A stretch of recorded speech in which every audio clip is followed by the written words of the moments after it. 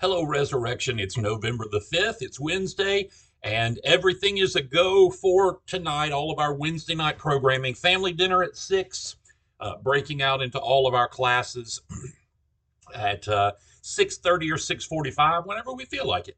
And I can't think of anything unusual in the next week or two, so I want to talk to you a little bit about the election of a bishop. Now, we don't elect bishops very often in Tennessee. Some people do it more frequently than we do.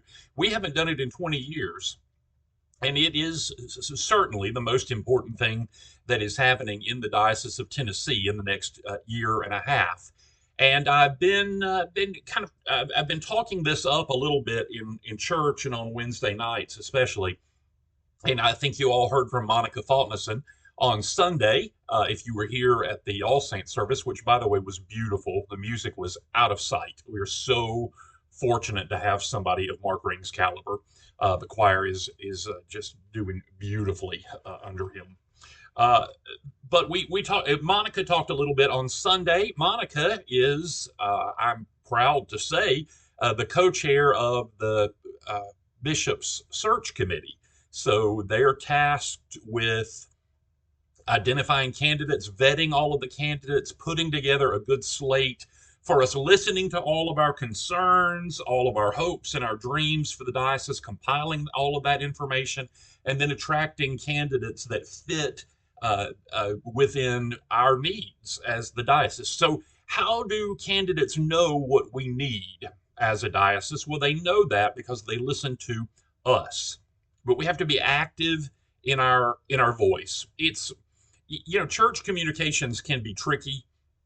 uh, we when we change a service time, for instance, which happened last Sunday, we put it in the bulletin. We talk about it in church. We put it in the email blasts. We put it on Facebook. We do everything we can to get the information out. And still, every year we miss some folks, and so there is a little bit of responsibility on the end of people to engage, to connect to that information. We put it out as well as we can, but you may need to take a step towards um, uh, receiving that information. There may be a little bit of work that you need to do on your end to make sure that you're getting the emails or reading the emails, things like that. Well, it's the same thing with the bishop's search. The search committee is putting out different avenues for our voice to be heard, and we have to engage with those. Luckily, it's very easy to do, and I'll say what I said on Sunday and before, which is Resurrection's voice is important.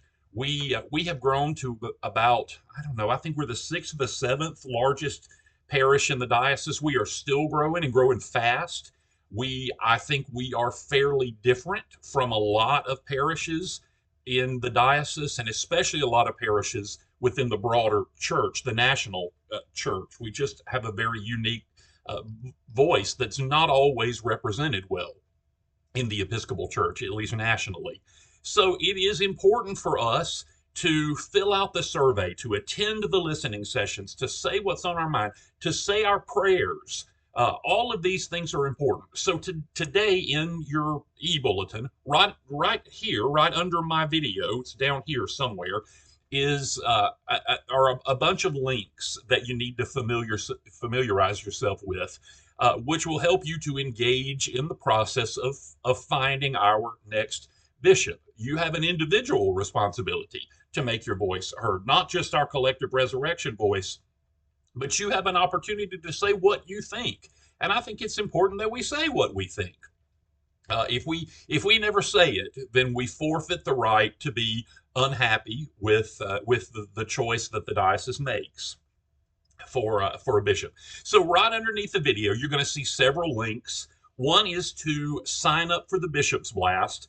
When you click on that link, you're going to find that actually what it does is it opens up an email for you, and that is the email address for Sandra Belt. Sandra Belt is your sister who sits in the pews with you at Resurrection. She's the bishop's executive admin, and she is outstanding, and we love her. It's Jack's mom, and she will add you to the Bishop's Blast. So when that email pops up, just say, "Hey, Sandra, can you add, this email address to the Bishop's Blast?" It'll be done within minutes. She's that good.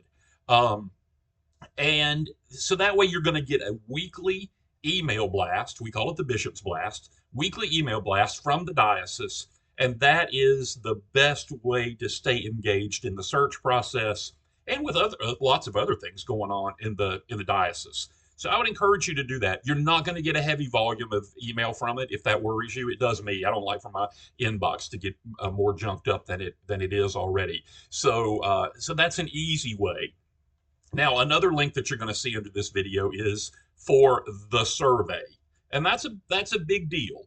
The search committee wants everybody affiliated with the diocese to take this survey. I hope we get a good response.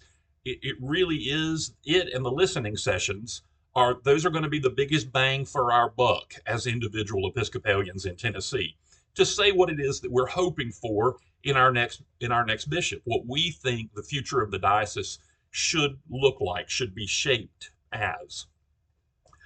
So it'll take you about 20 minutes. It's a lot of clicking on the computer. They're not going to ask you to write a lot of answers, to flesh out answers, unless you want to. There is a space for that. I'm not big on that. I'd rather click a button.